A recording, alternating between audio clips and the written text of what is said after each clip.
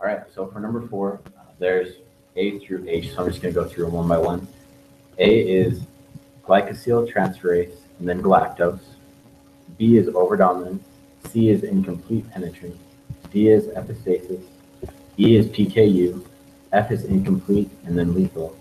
And then we covered the two hard ones, G and H. For G, we have snails. If you remember in the lecture notes, it said these snails are a classic example of the maternal effect. So the percentage of females, homozygous dominant was 30%, heterozygous was 30%, and then the homozygous recessive was 40%.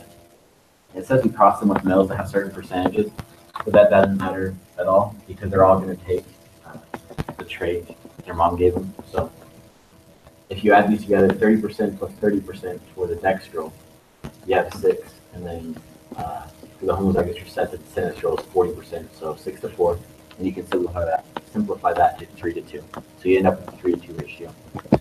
For H, I did it the long way. I drew out 4 different Punnett squares, each containing all the possibilities of, or I guess together all these 4 Punnett squares contain all the possibilities when you cross each one from the population. So this top left one, I put the female on top, homozygous dominant, and that's a 40% likelihood of happening. I put the one kind of the males on the side, homozygous dominant, and that's a 50% likelihood of happening.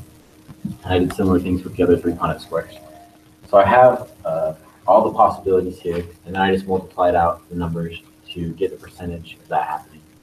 So for this one, a homozygous dominant female is 40% of the female population, multiplied by a homozygous dominant male, which is 50% of the male population.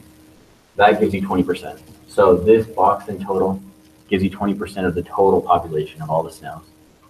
So you can go within this Punnett square and find what percent of that percent each of these traits obtain. So lucky for us, these are all homozygous dominant, so it's just the whole 20%. So I came over to here and made a little chart where the homozygous dominant equals 20%. I came over to the next Punnett square and did a similar thing. So let's do this one down here. This one is the homozygous recessive females on top, which is 60% of the females, multiplied by the homozygous recessive males, which is 50% of their population. That equals 30% of the entire population. And again, lucky for us, all these come out to be homozygous recessive, so they occupy the entire 30%. So I added all those numbers up once I finished with all 4 of my different Punnett squares. And they come out to be 20% homozygous dominant, 50% heterozygous, and then 30% for homozygous recessive.